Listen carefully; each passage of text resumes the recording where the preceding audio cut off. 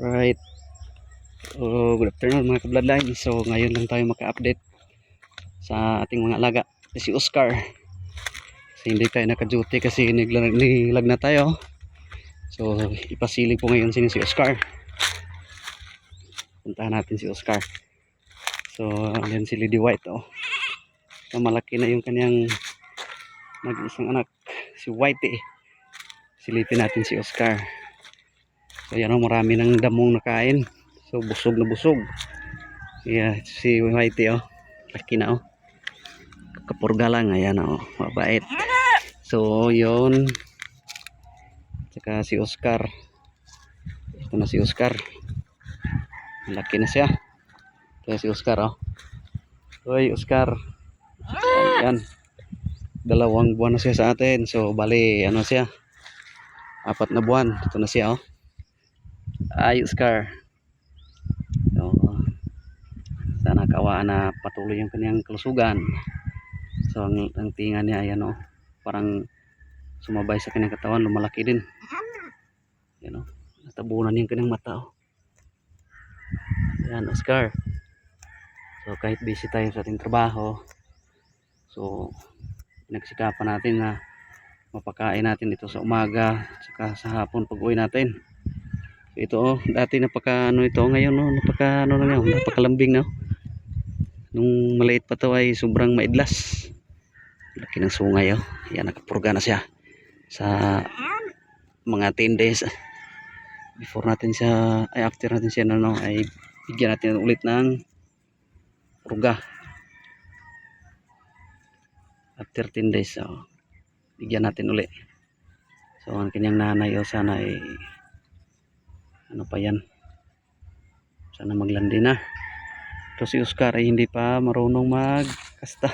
Oscar, ito na si Oscar So maganda talaga pag upgraded talaga yung yung mga alaga natin kasi bilis lumaki. So ito nasa 2 buwan. Ito pa yan ito pa yung ating alaga ito yung 4 natin So laki talaga yung diferensya. So sana walang mga bakang dito para yung alaga lang natin yung paano natin dito papastol. So dati medyo marami yung alaga natin. So simula nang nakapagtrabaho tayo ay ito na lang yung kambing natin. So hindi tayo makapag-focus kasi pag kailangan natin magtrabaho, kasi may bahay kaming ipinatayo. Ayan, natigil yung trabaho kasi nangailangan ng budget.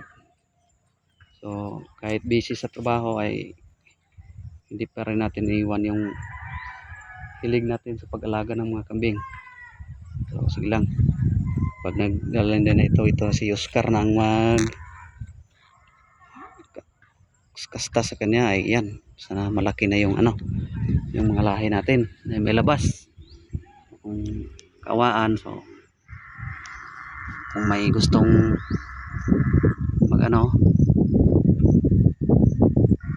sanay ng mga ganitong lahi, madali lang tayong kausapin.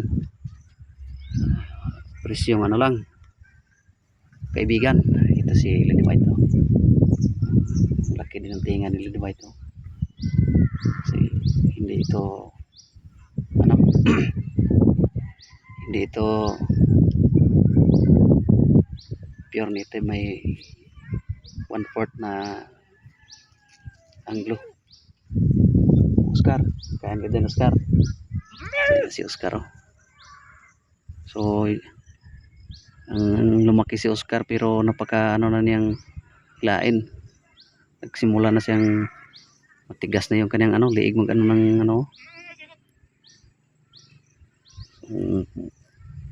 matanda yung nito, hindi na kaya.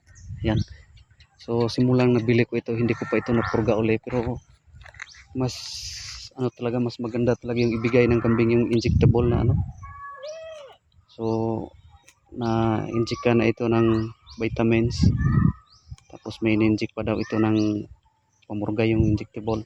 Napakaganda. So yun ang dapat nating i-apply sana doon kasi ito hindi pa natin napurga ulit, pero yung katawan niya ay ano, makinis at saka ganadong kumain. So ngayon lang tayo nakapag-update ulit kasi hindi tayo nakapasok ng 2 araw kasi nilagnan tayo. Pasensya na kayo mga ka-bloodlines, matagal tayo hindi nakapag-update sa YouTube. Sa Facebook page ko ay makapag-post naman ako ng mga photos at saka mga reels na medyo maano lang, baba yung ano. Pero sa kay Oscar ay hindi tayo nakapag-update kasi sa umaga ay maaga tayong alis, tapos sa hapon naman ay malapit na tayong mag alas 6 ito maabot sa bahay. So buti na lang may lolo ako dito na makapakain-kain dito. So pagdating ko ay ilalagay ko lang sila sa kanilang kulungan sa gabi. So kahit medyo komplikado yung oras natin, so patuloy pa rin sa pag-alaga. Baka sa susunod ano tayo ng mga kapital, so makapokus na tayo sa uli sa pag-alaga, pagpadami. So ngayon kailangan muna natin ng magtrabaho. So mga ka-bloodlines, hanggang dito lang muna. So pasensya na talaga kung ngayon lang tayo naka-update muli. So God bless po.